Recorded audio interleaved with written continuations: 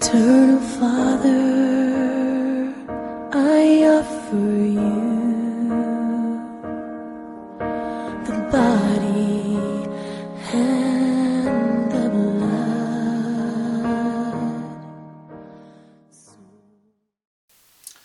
Mpendwa msikilizaji na mtazamaji wangu asubuhi ya leo, nashukuru Mungu sana kwa sababu ya fursa ya kipekee ambayo Bwana ametupea ili tuone hii mwaka mpya tena, na mimi na wewe tukutane na wewe hapa Lulue TV kwa neno la Mungu ambayo Bwana ameweka katika roho yangu asubuhi ya leo.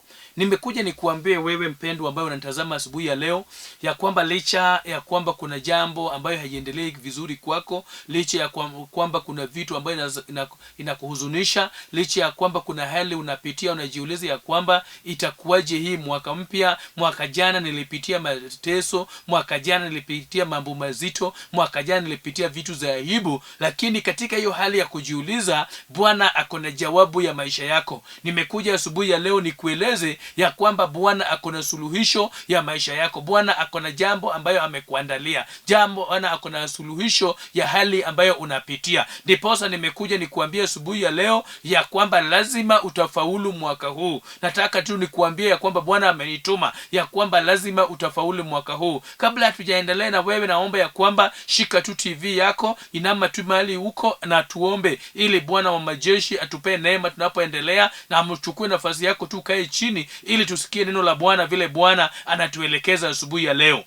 Baba, katika jina la Yesu Kristo, mwana wa Mungu aliye hai, na kushukuru na kuinua na kutukuza na kuenzi Bwana wa majeshi kwa sababu ya mtazamaji na hata fursa ambayo umenipea niwe hapa ili nilete neno lako kwa watu wako ambayo unaupenda na unawajali. Asante Bwana wa majeshi kwa sababu hawa watu sio wangu bali ni watu wako. Uinuliwe Bwana wa majeshi, hata kwa hii fursa ambayo nimepata sio fursa yangu bali ni yako. Na nyenyekea mkononi mwako nikisema ya kwamba Bwana onekana, Bwana utushike, Bwana utuongoze ili jina lako lipate kutukuzwa. Tunapoanza pamoja nasi kwa ajili ya utukufu wa jina lako. Uinuliwe Bwana kwa sababu wewe ni Mungu ambaye habadiliki bali unabadilisha kila hali ambayo ni ngumu. Katika jina la Yesu tumeomba. Amen.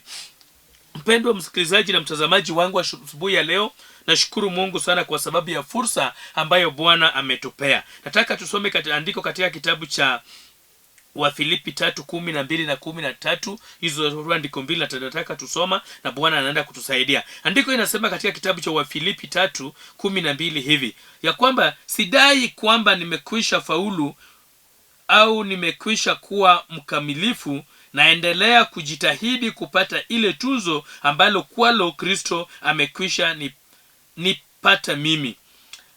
Ama kweli ndugu zangu, sidhani kuwa nimeshakwisha pata tuzo hilo, lakini jambo moja nafanya, na sahau yale yaliyopita na kufanya bidii kuzingatia yale yaliyo mbele. Na Bwana bariki neno lake.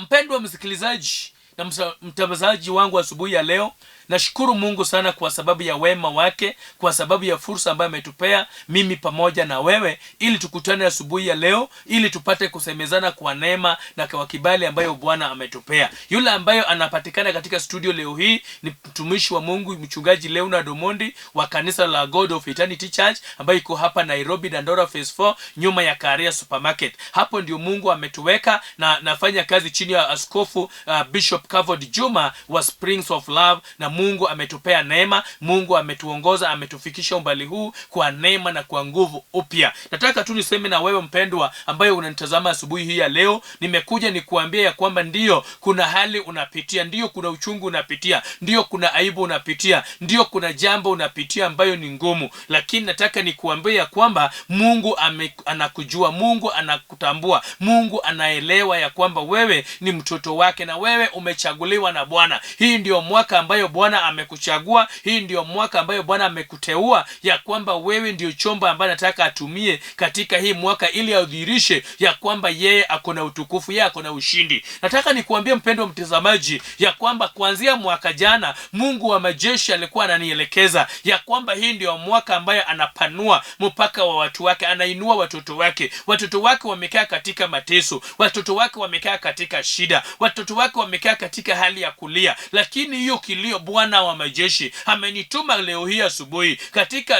hapa studio, ya kwamba kwa kupitia neno ambayo amenipea asubuhi ya leo, ya kwamba ujue ya kwamba anakujua, amekushika na mikono yake, na yeye amejitokeza asubuhi ya leo ili apate kukuinua, ili apate kufariji, ili apate kuinua tena kwa ajili ya utukufu wa jina lake. Asubuhi ya leo nataka nikuambia mpendwa msikilizaji na mtazamaji wangu, ya kwamba Bwana wa majeshi, Bwana ambayo ametuumba, Bwana ambayo ametuita, Bwana ambayo amenituma na ujumbe lako. Ujumbe ni kwamba lazima utafaulu hii mwaka, lazima utakuwa mshindi, lazima utakuwa yule ambaye atakuwa na furaha hii mwaka wa 2023. Lazima utaona neema ya Bwana, lazima utaona baraka ya Bwana, lazima utaona ushindi wa Bwana, lazima utaona Bwana akikuinua. Kwa sababu gani? Hata kama hata kama unapitia hali ya aibu, hata kama unapitia hali ya mateso, Bwana anajua. Mtumishi wa Mungu ambaye ameandika barua kwa Wafilipi anaitwa Paulo. Paulo alikuwa mtumishi ambaye watu walikuwa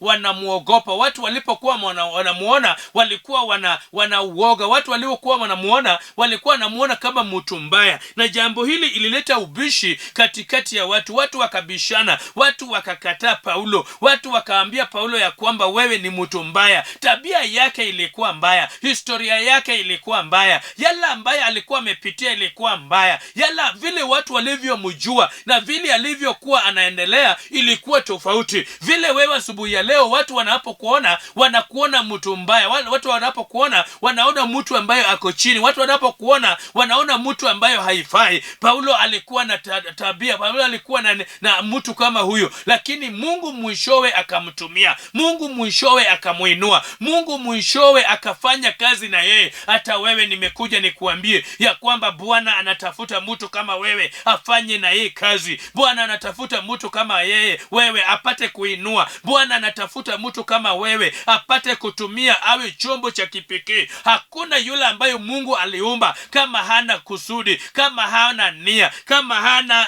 njia. Na nimekuja nikuambia kwamba kuna neema ya Bwana iliyo ndani yako. Andiko inasema katika kitabu cha Wakorintho 6 hapo 1 ya kwamba mpendwa, kama mfanyikazi pamoja na Mungu, kama mfanyikazi pamoja na Mungu, usikubali neema ambayo Bwana ameweka ndani yako iende bure. Nimekuja nikuambia asubuhi ya leo ya kwamba wewe ni mtoto wa Mungu, wewe ni mfanyikazi pamoja na Mungu, wewe ni chombo mikononi mwa Bwana. Bwana anapoamuka siku ya leo, Bwana unapoamuka siku ya leo, Bwana ako na nia, Bwana ako na lengo ya kutumia wewe kama chombo kwa ajili ya utukufu wa jina lake, na maisha yako haitabaki bure. Hakuna mtu ambaye ameshakubali mtu amtumie na Mungu akamwacha bure. Kuna siku Yesu akatumia chombo ya Petero, na alipomaliza akahakikisha kwamba hiyo chombo, kuna siku Yesu akakaa katika chombo ya Petero na akatumia kuhubiri, akatumia kuinua maisha ya wengine.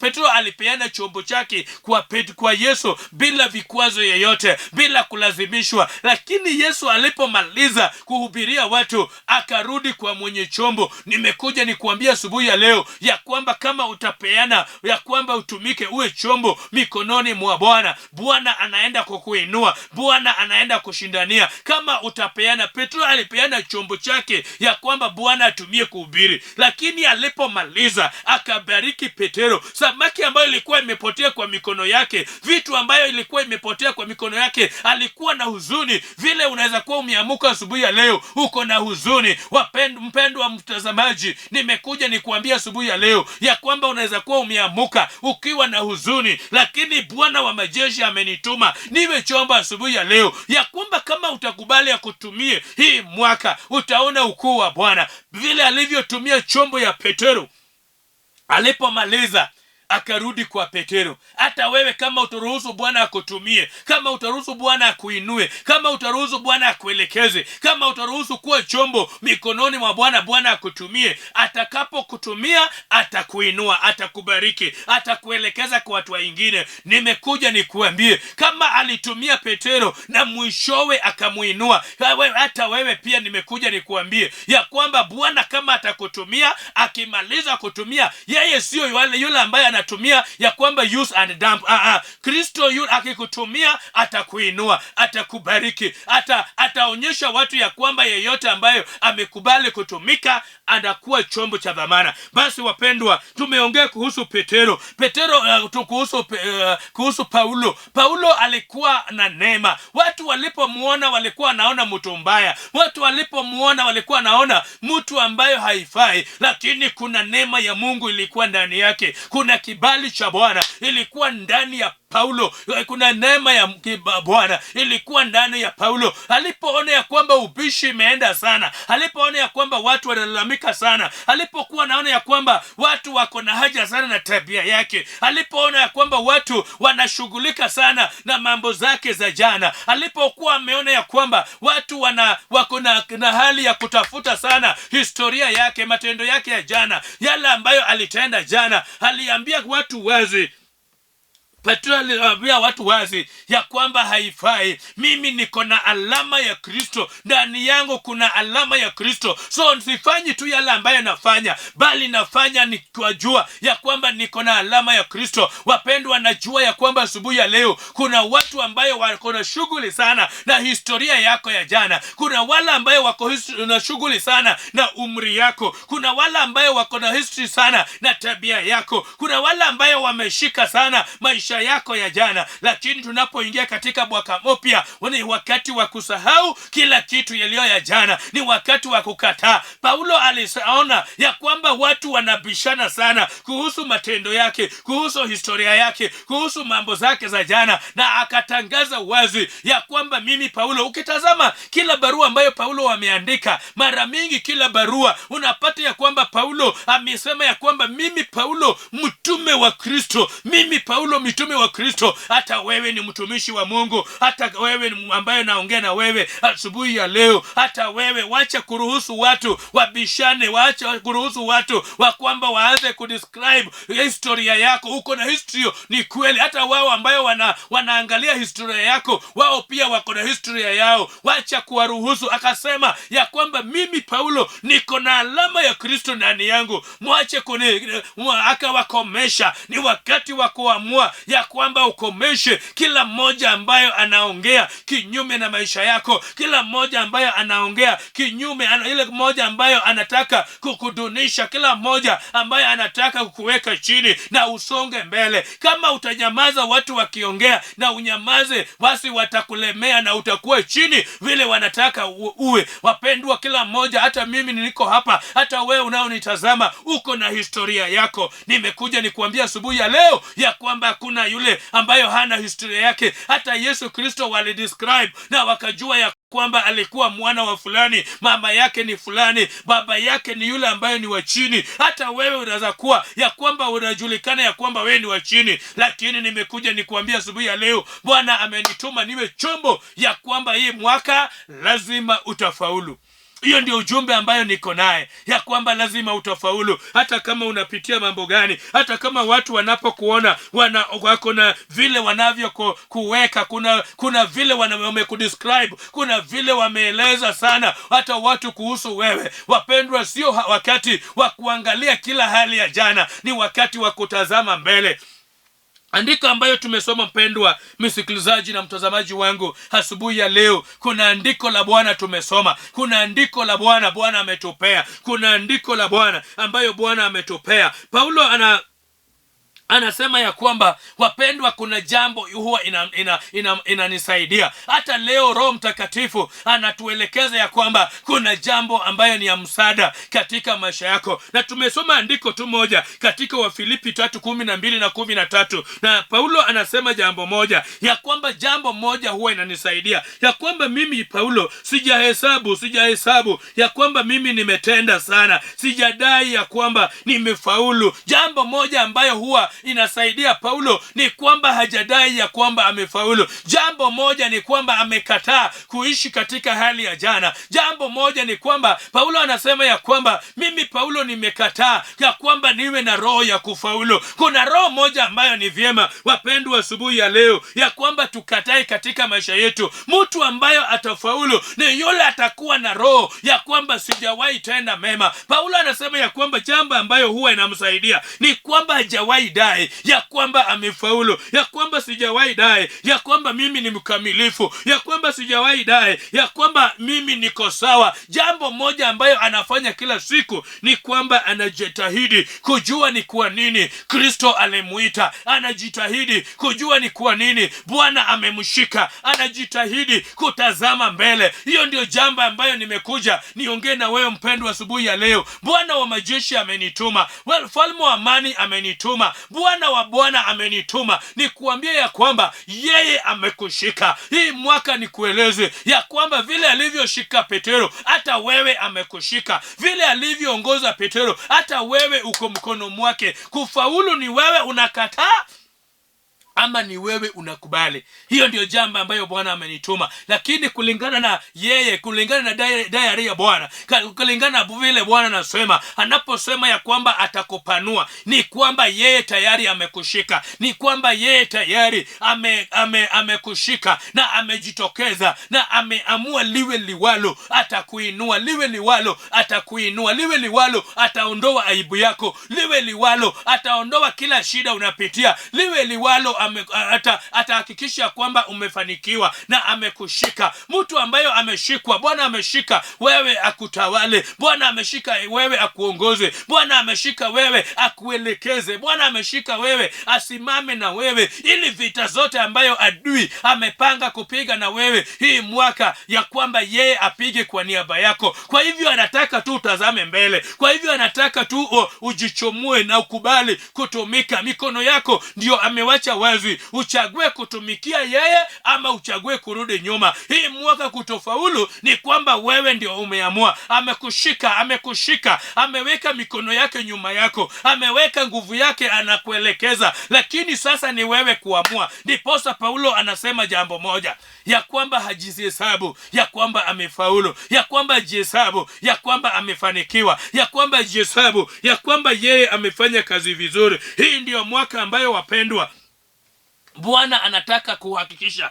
ya kwamba afya yako imeonyesha ya kwamba Bwana ni mshindi, ya kwamba kazi yako imeonyesha ushindi wa Bwana, ya kwamba maisha yako ya kiroho imeonyesha ushindi wa Bwana, ya kwamba mahali pako pa kazi imetukuza Bwana. Lakini itafanyika tu kama umekubali Bwana akuelekeze, Bwana akushike mikono, Bwana akuongoze.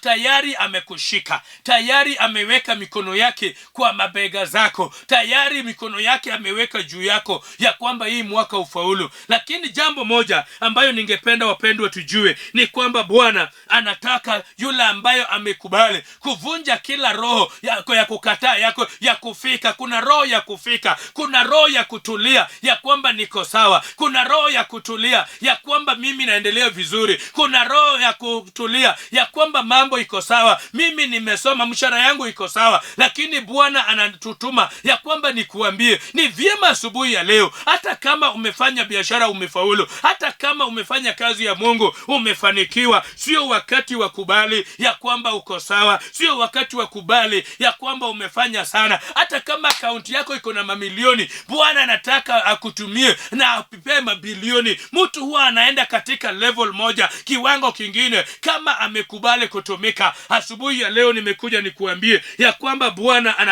ananituma niseme ya kwamba sio wakati wa kutulia, sio wakati wa kukubali. Kuna watu wa kusifu watu ya kwamba unaendelea vizuri, ya kwamba kiwango umefika, uko sawa, ya kwamba vile umefanya kazi. Paulo alikataa alipokuwa naambiwa na Wafilipi ya kwamba wewe Paulo umefanya kazi sana, umeandika mabarua, umehubiri injili sana. Akakataa na akawaandikia ya kwamba nyinyi wa Filipo sikilizeni, vile mimi jambo ambayo huwa ananisaidia, mimi sijakuwa na hiyo roho ya kutulia ya kwamba naendelea vizuri. Wapendwa, Bwana wa majeshi amenituma asubuhi ya leo kwako ya kwamba kuni wakati wako wa kusonga mbele, ya kwamba ni wakati wako wa kuona ushindi wa Bwana, ya kwamba ni wakati wako ya kwamba maono ya Bwana ndani yako inaenda mbali. Ni wakati wa kuenda mbali, ni wakati wa kuona ushindi wa Bwana, ni wakati wa kusema ya kwamba mimi naenda mbele, ni wakati wa kukataa. Andiko inasema ya kwamba, Paulo anasema ya kwamba, ndugu zangu, sidhani kuwa nimekwisha pata tunzo, bali jambo moja nafanya, na sahau yaliyopita na kufanya bidii ya kuzingatia yale ambayo iko mbele yangu. Wa kufanya bidii. Wapendwa, ni kweli tuko katika mwezi wa Januari. Ni kweli ya kwamba mtu ni kweli wa kwamba Bwana amekushika. Unapoona ya kwamba Bwana amekushika, unapojua ya kwamba Bwana amekushika, hiyo ndio kwa sababu utapata ya kwamba ndio Bwana amekushika. Lakini unapotaka kujua, kuna vitu ambayo ni ishara ya unyenyekevu ndani yako ambayo inaonyesha ya kwamba Bwana amekushika. Hata kama ni wakati huu, unapata ya kwamba wakati huu watu wengi, unapopata nafasi ya kupiga magoti yako chini na kulilia Bwana, hiyo sio ishara ya binadamu. Hiyo ni ishara ya kwamba mikono ya Bwana iko katika mabega yako. Hiyo ya kwamba hiyo wakati kama huu mtu anaweza jinyima chakula na ajinyime chakula kwa sababu ya Kristo. Hiyo ni ishara ya kwamba mabega ya Bwana iko, mikono ya Bwana iko katika mabega yako, ya kwamba ikutawale. Unapopata ya kwamba mtu mzima kama wewe unagombanishwa lakini unatulia, wewe mama mzima unagombanishwa lakini umetulia, wewe mzee mzima unagombanishwa, unasomeshwa saa zingine lakini umetulia, sio ya kwamba wewe huna nguvu, sio ya kwamba wewe huna uwezo. Ni ishara tosha ya kwamba Bwana tu ndio amekushika na kuelekeza. Ni ishara tosha ya kwamba Bwana ako upande wako. Wapendwa, kuenda kulala na kuenda kuomba na kufunga bila kukula chakula ni ishara tosha ya kwamba Bwana ako upande wetu. Wapendwa, kuenda kanisani na kusema ya kwamba wewe umewacha shughuli zako na unapiga magoti chini, wewe mtu mzima, wewe mtu mzee, wewe mtu umekomaa, wewe mtu ambaye ako na hisia na mambo zake ambaye anaweza fanya, ni ishara tosha ya kwamba Bwana amekufunga, amekushika. Wewe wapendwa, ni kuna vitu ambayo unapofanya, kuna vitu ambayo unapoachana naye, ni ishara kwamba Bwana amekushika. Ndiposa Paulo anasema ya kwamba kulingana na tabia yake ya awali, kulingana na yale watu wanajua, kulingana na historia ambayo ako naye, watu wanapoona ya kwamba amenyenyekea, watu wanapoona ya kwamba anafuata Bwana, ni ishara tosha ya kwamba Bwana amemshika. Hiyo ndio kwa sababu hahesabu ya kwamba amefika, bali anapojitazama anaona mbele, anatambua ya kwamba Bwana amegharamia, anatambua ya kwamba Bwana amemshika, anatambua ya kwamba Bwana ako upande wake, anatambua ya kwamba ndio ako na mikono anaweza piga watu, ndio ako na midomo anaweza tusi watu, ndio ako na uweza zingine anaweza fanya nayo vitu kadhaa, ako na ako na akili, anaweza kuwa na ujuaji, lakini anatambua jambo moja ya kwamba sio mikono yake ako, ya kwamba sio yeye anajitawala, bali Bwana wa majeshi ndio inamtawala. Wapendwa, asubuhi ya leo nimekuja nikuambia nini? Ya kwamba Bwana anangoja kuona kama anakutawala, kuona kama anakutumia, kuona kama anakuinua. Anataka kutawale. Uko na uwezo wa kufanya uchaguzi. Andiko inasema katika kitabu cha Yeremia 48 mstari wa 10 ya kwamba amelaaniwa yule ambayo anafanya na kazi ya Mungu kwa mikono legevu. Amelaaniwa yule ambayo ako na mikono legevu, hajatumia mikono yake kikamilifu, yule ambayo amepewa silaha na hajatumia vizuri. Unapopata ya kwamba Paulo ananyenyekea, ya kwamba Paulo ananyenyekea, sio ya kwamba Paulo hajui. Paulo hajakuwa mtu ambayo anatumia kifua. Bwana wa majeshi atusema hivi ya kwamba unapopata ya kwamba Paulo amenyenyekea, hata ndio kuna vita nyingi ameshinda, lakini mara mingi kuna wala ambaye huwa kuna mambo ya nyuma, mambo mingi. Sio vizuri wambaya wapendwa kushuhudia. Wakati unatoa mambo ya nyuma kushuhudia mema ya Bwana, hiyo Bwana anafurahia. Lakini wakati unataka kuishi kwa vitu ambayo ulifanya jana, vitu ambayo ulifanya jana, vitu ambayo ulishafanikiwa kufanya, haipendezi Bwana. Bwana anataka leo hii kila mmoja ambaye anataka ufanisi mwaka huu, kila mmoja ambaye anataka, ameshika kila mmoja wetu, ameshika wewe, ameshika kazi yako, ameshika kila mmoja na lengo moja ya kuinua. Ndiposa amenituma niseme ya kwamba hii mwaka lazima ufaulu, hii mwaka lazima uinuliwe, hii mwaka lazima ushindi wa Bwana ionekane. Bwana amenituma na neno lake ya kwamba hii mwaka lazima, hii mwaka sio tafadhali, ni wewe utakataa. Ndiposa mpendwa mtazamaji na msikilizaji wangu, nataka niombe na wewe ya kwamba hii mwaka Bwana wa majeshi asema hivi, ni mwaka yake ya kwamba usiruhusu mikono yako iingie katika dhambi. Ni wakati wa kusahau kila kitu ya jana. Ni wakati wa kusahau wale wamekukosea. Ni wakati wa kusahau mwaka wa 2022. Lazima uache nyuma na utazame mbele. Nataka niombe na wewe ambaye uko tayari kuruhusu mwaka wa 2022 ibaki nyuma na wewe usonge mbele. Wewe ambaye unasema ya kwamba Bwana amenishika na nyuma, haifai mikono yangu itende dhambi, haifai mimi tena nihusike kwa mambo zingine. Bwana anaponishika na amesema yeye mwenyewe ya kwamba nataka niinue, anataka nifaulu, wacha ninyenyekee kwa mikono wa Bwana. Paulo anasema jambo moja ambayo nafanya ni kwamba kila mara natazama mbele, najatazama mbele. Jambo ya kwamba nasahau yaliyopita, nafanya bidii ya kuzingatia yale ambayo iko mbele. Wapendwa, ni wakati wa kufanya bidii ya kuzingatia, ya kuchuchumia yale iliyo mbele. Ni wakati wa kufanya bidii na kuzingatia yale ambayo Kristo amekuandalia. Nataka niombe na mtu mmoja ambaye anasema ya kwamba Bwana amesema ya kwamba mimi nafaulu hii mwaka na nilazimisha. Kama Paulo alitumia, hata mimi ananitumia. Nataka tu niombe na mtu mmoja ambaye anasema ya kwamba hii mwaka wa 2023 lazima nifaulu, lazima niinuliwe, lazima nione mkono wa Bwana. Kama ni kuacha mambo ya hasira, kama ni kuacha mambo ya vita, kama ni kusahau kila kitu yaliyo nyuma na kutazama mbele ili Bwana anielekeze, piga magoti yako chini tu mahali uko. Mpendwa, inama tu. Bwana wa majeshi amenituma ya kwamba anataka kutendea mema. Shika tu TV yako, piga tu magoti kwa ajili ya utukufu wa jina la Bwana. Tuombe na wewe ambayo amesikiza neno la Bwana ili Bwana akubariki na kuinue. Hii ni mwaka yetu ya baraka. Hii ni mwaka ya kufaulu. Hii ni mwaka ya kupanuliwa. Hii ni mwaka ya kujenga. Hii ni mwaka ya kununua vitu kubwa kubwa. Hii ni mwaka ya kuinuka katika huduma ya Mungu. Hii ni mwaka ya kuona mambo makubwa ikitendeka. Baba, nakushukuru kwa mtazamaji na msikilizaji. Naomba ya kwamba umbariki, umuinue. Naomba ya kwamba anapotoka katika magoti yake, anapoinuka Bwana wa majeshi, wacha inuke na mtazamo tofauti kwa ajili ya utukufu wa jina lako. Pokea sifa na utukufu kwa sababu unambariki, unamuinua, unamshindania kulingana na neno lako. Wewe huwa unafuata neno lako na unatenda mambo makuu. Pokea sifa na utukufu unapoinua hata hii Lolwe TV, kwa sababu hii mwaka ni mwaka ambayo hii TV station inainuliwa. Inua wafanyikazi wote. Inua Bwana kila mwenyewe. Inua Bwana kila mfanyikazi na kila mhudumu wa hii station kwa ajili ya utukufu wa jina lako. Katika jina la Yesu tumeomba. Amen. Mpendwa msikilizaji na mtazamaji wangu, nashukuru Mungu sana kwa sababu ya fursa hii ambayo nimepata. Kwa hakika Bwana ni mwaminifu. Hii ni mwaka ambayo Bwana anatuinua. Jina langu ni Pastor Leonard Omondi wa kanisa la God of Eternity Church. Tuko Nairobi hapa Dandora Phase 4 nyuma ya Career Supermarket. Namba yangu ya simu kama unahitaji tuombe na wewe, kama unahitaji usupport kazi ya Mungu, kama unahitaji ili usimame ufanye uulize jambo lolote, namba yangu ni 0722 115714 0722 115714 ama 0733736040 0733736040. Nimesema haraka, namba yangu iko hapa kwa screen. Chukua tu upige simu na Mungu akubariki. Kama sio hivyo, tumeanza mwaka na baraka ya Bwana. Shalom, shalom, shalom.